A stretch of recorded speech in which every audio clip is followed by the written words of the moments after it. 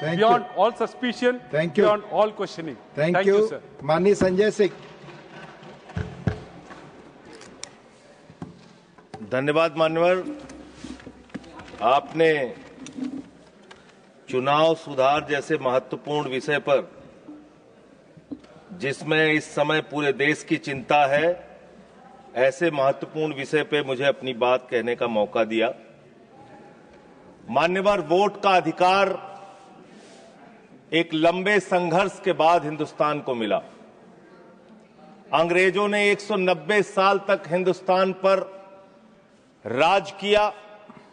उनके खिलाफ हमारे क्रांतिकारियों ने, शहीद आजम भगत सिंह ने कुर्बानी दी, शहीद सुखदेव ने कुर्बानी दी, शहीद राजगुरु ने कुर्बानी दी, शहीद राम प्रसाद बिस्मिल ने कुर्बानी दी, शहीद खुदीराम बोस ने कुर्बानी दी, शहीद अशफाक उल्लाह ने कुर्बानी दी, शहीद रोशन सिंह ने कुर्बानी दी, और राष्ट्रपिता महात्मा गांधी ने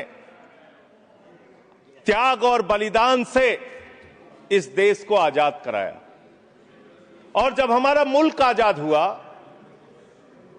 तो भारत के संविधान के रचयिता बाबा साहब डॉक्टर भीमराव अंबेडकर जी ने कहा, इस देश में वोट के मामले में सब समान होंगे।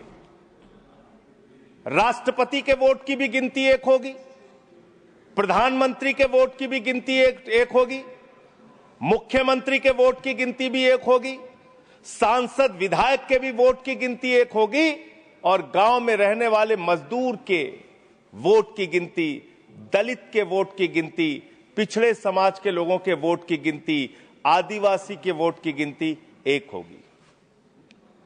आज एसआईआर के जरिए ये जो चर्चा पूरे देश में खौफ का माहौल बना हुआ है, क्या वास्तव में एसआईआर के जरिए आप मतदाता सूची को साफ करना चाहते हैं या वोटर को ही साफ करना चाहते हैं?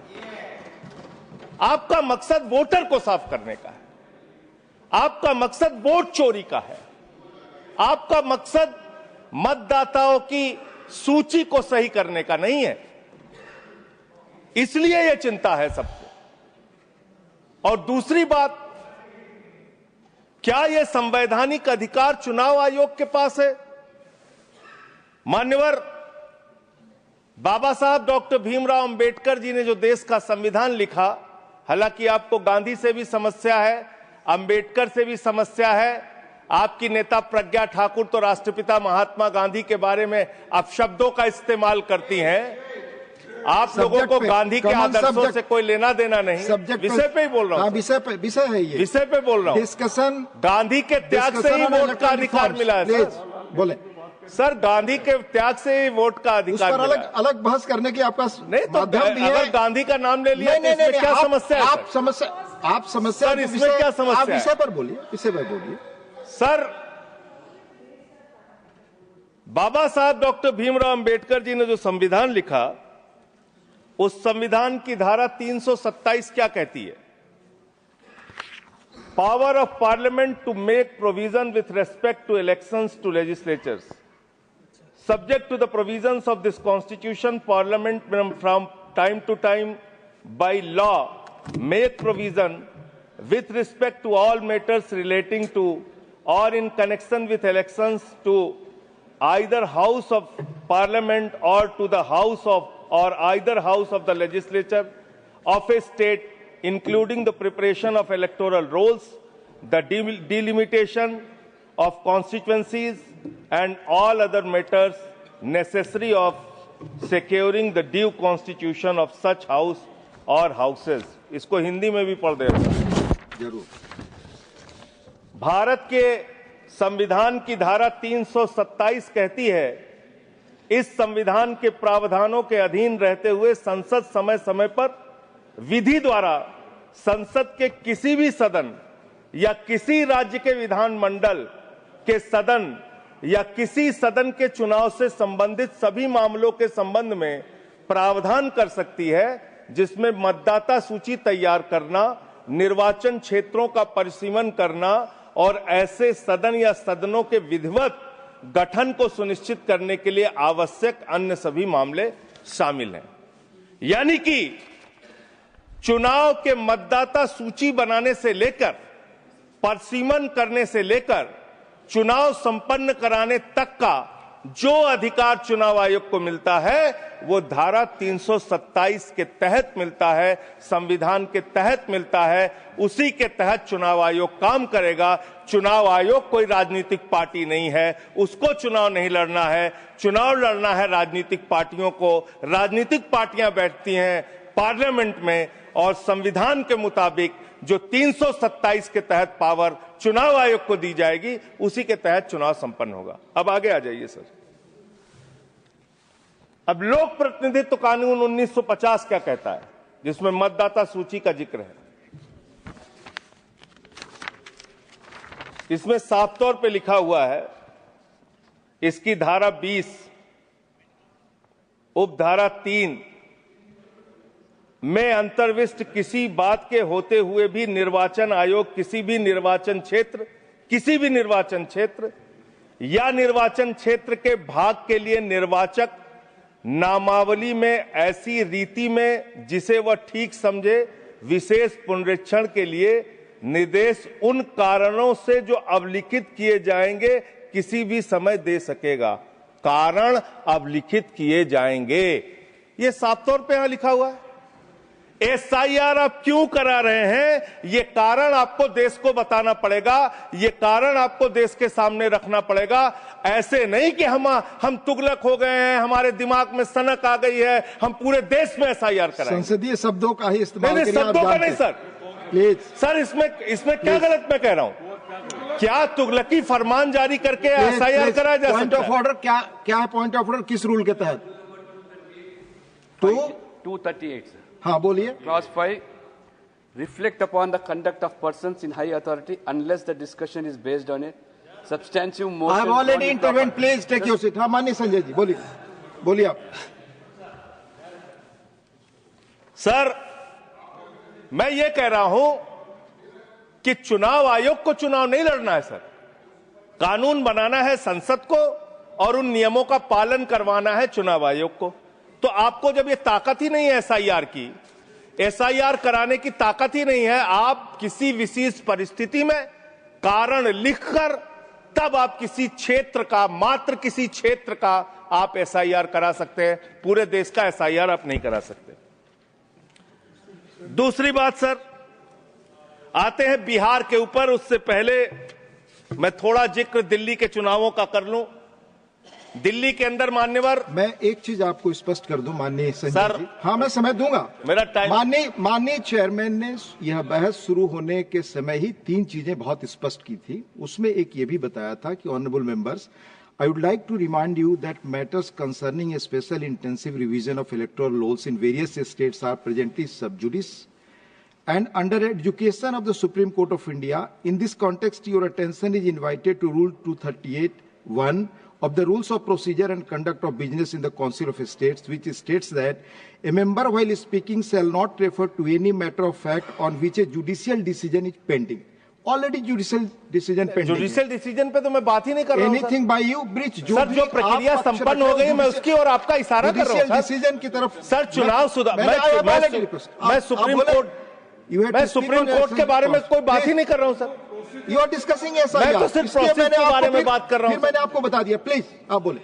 सर, देश में जो दिल्ली का जो चुनाव हुआ सर, उस दिल्ली के चुनाव में हमने बार बार शिकायत की चुनाव आयोग से। चुनाव आयोग चुनाव के दौरान दी गई शिकायतों को गंभीरता से लेने और उसका निस्तारण करने के लिए बना है।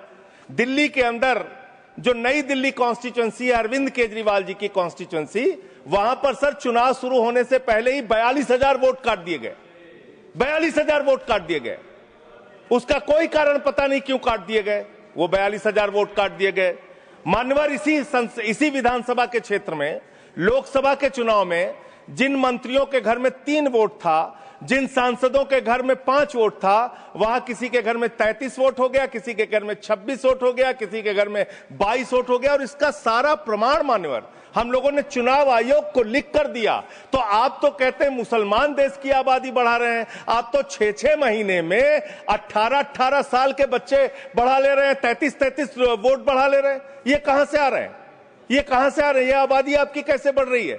दिल्ली में पूरी तरीके से आपने चुनाव का घपला किया, जिसका हम लोगों ने लिखित शिकायत दी थी। एक ही भारतीय जनता पार्टी के पदाधिकारी ने 11,000 वोट कटवाने के लिए शाहदरा में एप्लीकेशन दी थी। 24 बीजेपी के कार्यकर्ताओं ने 4800 वोट कटवाने की एप्लीकेशन जनकपुरी में। सर चुनाव की गड़बड़ी, सर हमने सर चुनाव की गड़बड़ी, क्या सर चुनाव की गड़बड़ी पे हम नहीं बोल सकते? सर फिर हमारा टाइम जा रहा है, सर फिर हमारा टाइम जा रहा है। स्पीक ऑन द सब्जेक्ट, आपका समय जा रहा है क्योंकि आप विषय से बाहर बोल रहे हैं। सर आप बताइए, चुनाव की गड़बड़ी पे मैं नहीं बोल सकता। सर मैं आपसे पूछना चाहता हूं, क्या चुनाव की गड़बड़ी पे मैं नहीं बोल सकता? आप चुनाव में हो रही गड़बड़ियों पे नहीं बोल सकता। इलेक्शन रिफॉर्म्स के पक्ष और विपक्ष में हम इलेक्शन रिफॉर्म्स कैसे होगा जब गड़बड़ियां नहीं बताएंगे? सर उन चीजों के बारे में जब गड़बड़ियां बताएंगे नहीं तो रिफॉर्म्स कैसे होगा? संसद में उठा चुके हैं जिन चीजों को। सर मैं आपसे हाथ जोड़कर पूछना चाहता हूं, एक सेकंड प्लीज। सर मैं आपसे विनम्रता पूर्वक पूछना चाहता हूं, चुनाव की गड़बड़ियों के बारे में अगर सदन को आपको नहीं बताऊंगा सर, तो उसका रिफॉर्म्स कैसे होगा? तो दिल्ली में अगर एक गड़बड़ी हुई है, जरूर आप बोले, ये आपका अधिकार है, पर स्पेसिफिक जो उदाहरण दे रहे हैं उसके बारे में पहले आप उठा चुके हैं, वो अमान्य हो चुकी है चीजें। प्लीज नहीं सर, नहीं सर, नहीं सर, सर आपका समय जा रहा है, please come on the subject. Delhi के अंदर बड़े पैमाने पर वोट काटे गए और चुनाव में खुलेआम गड़बड़ियां की गई। अब बात करते हैं बिहार में। सर बिहार में आपने अचानक कहा पूरे राज्य का SIR होगा। SIR आपने कराया, करीब 65 लाख वोट काट दिए वहां पे। और मान्यवर, मैं आपके सामने कुछ विधानसभाओं की सूची पढ़ना चाहूंगा। मोतिहारी में 54,000 वोट काट दिया, बीजेपी 13,000 वोट से जीती। गोपालगंज में 66,000 वोट काट दिया, बीजेपी 28,000 वोट से जीती। संजय जी बरौली में 46,000 वोट काट दिया, बीजेपी 12,000 वोट से जीती। अनमोल में 37,000 वोट काट दिया, बीजेपी। ये सारी चीजें सुप्रीम कोर्ट में नहीं जाएगी रिकॉर्ड पे। सर ये गड़बड़ी पे बात हो रही है। गड़बड़ी मेरा समय चला जा रहा है, सुप्रीम कोर्ट के पास है। सर मेरा टाइम जा रहा है। सर विषय पर बोलिए। सर विषय पर बोल रहा हूँ सर। नहीं, विषय पर नहीं बोल रहे। विषय ऐसे तो फिर बात नहीं हो पाएगी। नो ठीक है सर, ऐसे बात नहीं हो पाएगी। आप हमारा टाइम खराब कर रहे हैं। विषय पर बोलिए। नहीं, मेरा सारा समय चला जा रहा है सर। आप विषय पर बोलिए। जो चीज सब जुडिस है उसके बारे में honourable chairman has made it clear. Please. Election में ऐसे गड़बड़ियां होते हैं, उसको क्या करना चाहिए ये बता रहे हैं। ये सारे कंप्लेन माननीय LOP सुप्रीम कोर्ट के पास है। ये सब जुडिस मामला है, इस पर मैं अलाउ नहीं करूंगा। ऑलरेडी चेयरमैन ने कह दिया। माननीय संजय सिंह, आपका समय जा रहा है। आप माननीय सर, आप बोलने ही नहीं दे रहे हैं। फिर ऐसे बोलने नहीं दे रहे हैं आप कानून। सर चुनाव की गड़बड़ियों के बारे में नहीं बोलेंगे? आप संवैधानिक मर्यादाओं, चुनाव की गड़बड़ियों के बारे में नहीं बोलेंगे और चेयर पर आरोप करेंगे। ये आपको फ्रीडम है, आप कुछ भी कह सकते हैं नियम कायदे के बाहर जाकर के। ठीक है सर। दूसरी बात सर, प्लीज, EVM का इस्तेमाल देश के अंदर शुरू हुआ। प्लीज। और जब EVM का इस्तेमाल शुरू हुआ अपनी जगह बैठे, तो देश में तमाम बहस शुरू हुई। और EVM के ऊपर सबसे पहला किसी ने सवाल उठाया तो उस व्यक्ति का नाम है GVL नरसिम्हा। उन्होंने बाकायदा किताब लिखी है कि लोकतंत्र के ऊपर खतरा है ये EVM। और उसके बारे में लाल कृष्ण आडवाणी जी ने उनकी किताब के प्रशंसा करते हुए और EVM पे सवाल होते हुए, अब इस पे भी समस्या है, इस पे भी। तो उस पे पूरा EVM के ऊपर सबसे पहले इन लोगों ने सवाल उठाया। EVM किन किन देशों में था और कहां कहां बैन हो गया, मैं पढ़ के बता दे रहा हूं।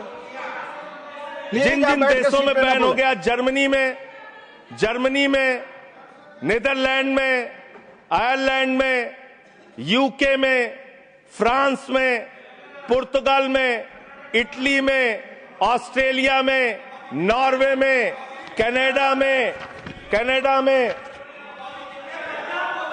बेल्जियम में, साउथ कोरिया में, इन तमाम देशों में EVM था। EVM बंद हो गया। लेकिन मुझे एक मन में शंका होती है जो आपके माध्यम से उधर बैठे हुए लोगों से पूछना चाहता हूं। प्रधानमंत्री जी का आप बहुत गुणगान करते हैं। आप कहते हैं प्रधानमंत्री जी बहुत लोकप्रिय हैं, प्रधानमंत्री जी की लोकप्रियता चमक रही है, वो महामानव हैं, विश्व गुरु हैं। तो ये कौन सी लोकप्रियता है प्रधानमंत्री जी की कि भाई प्रधानमंत्री जी की कौन सी लोकप्रियता है कि ईवीएम से चुनाव कराएंगे तो लोकप्रियता कायम रहेगी, बैलेट से चुनाव कराएंगे तो लोकप्रियता खत्म हो जाएगी। अरे भैया, दोनों में अगर लोकप्रियता कायम है तो बैलेट से चुनाव करा लो, उसमें भी पता चल जाएगा कितने लोकप्रिय है प्रधानमंत्री जी, कितनी लोकप्रिय है भारतीय जनता पार्टी, कितने लोकप्रिय हैं आप लोग, ये आपको पता चल जाएगा। दूसरी बात मान्यवर, दूसरी बात, आपने अभी मैंने सुना कि डिटेंशन सेंटर बनाएंगे घुसपैठियों के लिए, और यह कहा गया कि इस पूरी चुनाव की प्रक्रिया के तहत जो लोग पकड़े जाएंगे घुसपैठिए, उनको उस डिटेंशन सेंटर में रखा जाएगा। मैं आपके माध्यम से इस सरकार से पूछना चाहता हूं, 11 साल से इस देश में ट्रंप की सरकार तो है नहीं, न बराक ओबामा की सरकार है, न बाइडेन की सरकार है, यहां पर प्रधानमंत्री नरेंद्र मोदी जी हैं और गृह मंत्री अमित शाह जी हैं। आपने 11 साल में कितने घुसपैठिए हिंदुस्तान से भगाए, इसके बारे में आंकड़ा दीजिए सदन को आप जानकारी दीजिए। आप बिहार जाते हैं, वहां घुसपैठिया चिल्लाते हैं, झारखंड जाते हैं, वहां घुसपैठिया चिल्लाते हैं, दिल्ली आते हैं, वहां घुसपैठिया चिल्लाते हैं, हरियाणा जाते हैं, वहां घुसपैठिया चिल्लाते हैं, महाराष्ट्र जाते हैं, वहां घुसपैठिया चिल्लाते हैं, आसाम जाते हैं, वहां घुसपैठिया चिल्लाते हैं, घुसपैठिया पकड़ नहीं पाते। यह कौन सा घुसपैठिया है? जहां पर चुनाव होगा वहां आपको घुसपैठिया मिल जाते हैं, आप पूरा चुनाव उसके ऊपर करते हैं। कितने घुसपैठिया बिहार में मिले, इसको बताइए, देश को, इस सदन में बताइए। मैं आपको बताना चाहता हूं मान्यवर, मात्र 315 वहां पर विदेशी नागरिक मिले, जिसमें 78 मुसलमान थे, बाकी नेपाल के हिंदू थे। उसको आप इसलिए आंकड़ा नहीं जारी कर रहे हैं, 65 लाख में सिर्फ 315 मिले। आपकी छाती पे तो सांप लौटने लगा, आपको तो मजा आया नहीं। आप डिटेंशन सेंटर बना रहे हैं उत्तर प्रदेश में। डिटेंशन सेंटर का पता है आपको? कानून, अंतर्राष्ट्रीय नियम। आपको स्कूल बनाने के लिए पैसा नहीं है, आपको अस्पताल बनाने के लिए पैसा नहीं है, मिड डे मील में आप बच्चों को नमक रोटी खिला रहे हैं, नौजवानों को रोजगार देने के लिए आपके पैसा नहीं है, खाद की बोरी देने के लिए पैसा नहीं है। आप कह रहे हैं आप अपनी सनक को पूरा करने के लिए डिटेंशन सेंटर बनाएंगे, जहां पे घुसपैठियों को रखेंगे, उनको फ्री बिजली, फ्री पानी, फ्री एजुकेशन, रहने का घर, सड़क, सब आप अपने पैसे से देंगे, देश की जनता के पैसे से देंगे। इसलिए मैं आपके माध्यम से सरकार को चेतावनी देना चाहता हूं, अगर कोई बांग्लादेशी मिले, कोई पाकिस्तानी मिले, कोई अफगानिस्तानी मिले, तो उसको उसके देश वापस भेज देना। हमारे पैसे से उनको यहां पे डिटेंशन सेंटर और घर बना के फ्री में बिजली, फ्री में पानी, फ्री में शिक्षा, फ्री में इलाज मत करना। और ज्यादा अगर आपको चिंता हो तो अपने घर के बाहर एक घर बना लेना, वहां रख लेना, वहां रख लेना, अपने घर में रख लेना। हम लोगों का पैसा मत बर्बाद करो अपनी सनक के चक्कर में, अपने सनक के चक्कर में। दूसरी बात, सनक शब्द असंसदीय शब्द ना बोले। नहीं सर, सनक सर क्या क्या बोलते हैं ये लोग, किसको किसको गाली नहीं देते हैं। संसदीय शब्द ही बोल रहा है और आपको भी बोलना है सर। बांग्लादेशी घुसपैठिया की ये लोग बात कर रहे हैं। लश्कर तोयबा का आतंकवादी, इनके माइनॉरिटी मोर्चा का अध्यक्ष था जम्मू कश्मीर में। लश्कर तोयबा का सब्जेक्ट पर तालिब हुसैन, सब्जेक्ट पर that will go to the subject है, ये डिस्कशन सब्जेक्ट है सर। लश्कर तोयबा के आतंकवादियों को अपनी पार्टी में आप रखते हो, लश्कर तोयबा के आतंकवादियों को अपनी पार्टी में रखते हो, लश्कर तैयबा के आतंकवादियों को अपनी पार्टी में रखते हो, आतंकवादियों को अपनी पार्टी में रखते हो। आप यहाँ पे खाली देश का माहौल बिगाड़ना चाहते हो। मान्यवर, अभी उत्तर प्रदेश में चल रहा है SIR। उत्तर प्रदेश में अभी हमारी मीटिंग हुई वहां के मुख्य निर्वाचन अधिकारी से, वो कह रहे हैं 18% वोट काटे जाएंगे, करीब करीब 3 करोड़ वोट हमारे प्रदेश में काटे जाएंगे। और कैसे काटे जा रहे हैं? प्लीज संजय जी आप इधर बोलिए, चेयर की तरफ। क्या आप जानना चाहते हैं? आप आपस में बहस कराइए सर, उनको खड़ा कीजिए, सर उनको खड़ा कीजिए, बहस कराइए। आप बोले कोई चीज जानते। हमारी मीटिंग हुई सर, हमारी पार्टी के प्रतिनिधि गए, वहां कहा गया 18% वोट काटे जाएंगे। क्या इस सदन की चिंता नहीं होनी चाहिए? उत्तर प्रदेश में आप 3 करोड़ वोट काटेंगे, 3 करोड़ वोट काटेंगे। आपने रामपुर के अंदर एक 80 साल की बूढ़ी महिला, सर मैं मिलने गया, आपको दर्द बताना चाहता हूं। 80 साल की बूढ़ी महिला, बैठ जाइए, बैठ जाइए, बैठ जाइए। आप लोग फालतू बोलते रहते हो। पर ही बोले वही रिकॉर्ड पे जाएगा। लश्कर तैयबा के आतंकवादियों को अपनी पार्टी में रखते हो तुम लोग। कमेंट नहीं कर सकते। लश्कर तैयबा के आतंकवादियों को रखते हो अपनी पार्टी में।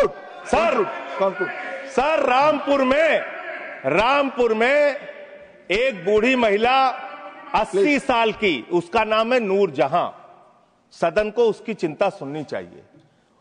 उसने अपने 2 बेटे जो कुवैत में रहते हैं उनका फॉर्म भर दिया। उस 80 साल की बूढ़ी महिला नूर जहां के ऊपर मुकदमा हो गया सर, जबकि चुनाव आयोग का नियम कहता है कि अगर कोई आपका हिंदुस्तानी बच्चा विदेश में रहता है, उसका भी मतदाता हिंदुस्तान में वो बन सकता है।